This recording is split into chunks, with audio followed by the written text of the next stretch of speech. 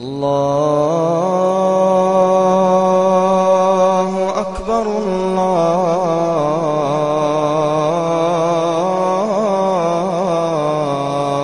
أكبر. صلاة الفجر أيها المؤمنون المحافظة عليها جماعة في مساجد المسلمين للرجال دلالة على البراءة من النفاق. قال عليه الصلاة والسلام: ليس صلاة أثقل على المنافقين من الفجر والعشاء ولو يعلمون ما فيهما لأتوهما ولو حبوا. صلاة الفجر مع أخواتها مما يؤدى في الظلمة يكسب المؤمن نورا تاما في عرصات يوم القيامة، يوم ما يكون المؤمن أحوج ما يكون إلى النور.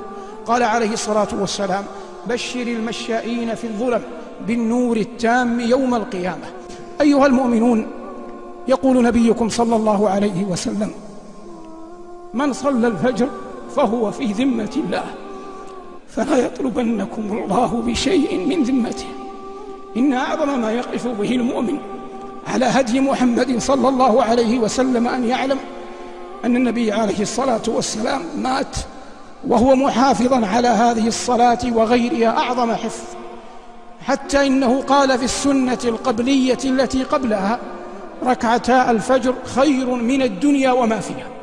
وإن من أعجب العجب أن يفقد الإنسان حياءه من ربه جل وعلا فيسهر على لهو محرم أو يمكث على الفساد أيا كانت صوره الليل كله حتى إذا دنا الفجر نام، فإذا أصبح لعمله أو تجارته أو غير ذلك خرج يرجو الرزق، ولا رزق إلا من الله، يرجو أن يأمن العواقب ولا حافظ إلا الله، يرجو أن يوفق ويسدد فيما يقول ويفعل، والمسدد والموفق والمعطي والمانع الله، فيطلب ما عند الله وقد عصاه من قبل وفرط في أعظم فرائضه.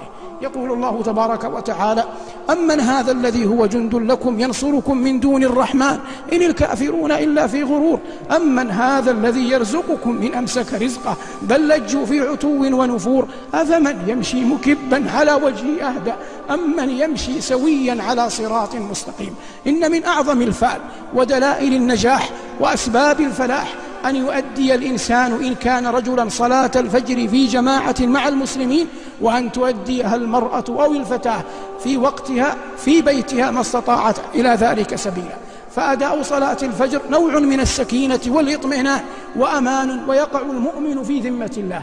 وليس المراد أن يكون المؤمن في ذمة الله أنه لا يصيبه أذى، هذا لا يمكن أن يثبت لا عقلا ولا نقلا، فإن النبي عليه الصلاة والسلام صلى الفجر يوم أحد ومع ذلك كسرت رباعيته وشج رأسه وأدمي عليه الصلاة والسلام. ولكن المقصود أن الإنسان إذا بقي يبقى على خير وعافية، وإن قبض يقبض وقد كان في ذمة رب العالمين جل جلاله، والله تبارك وتعالى خير الحافظين. فكل سبب أدى إلى المحافظة عليها يجب أن يشرع المؤمن ويسعى إليه، وكل سبب أعاق عنها أو حرم منها أو منع إياها فيجب على المؤمن أن ينأى بنفسه عنه ويتجنبه، لأنه لا جمع بين الاثنين، لا يمكن أن يتم الأمران سويا.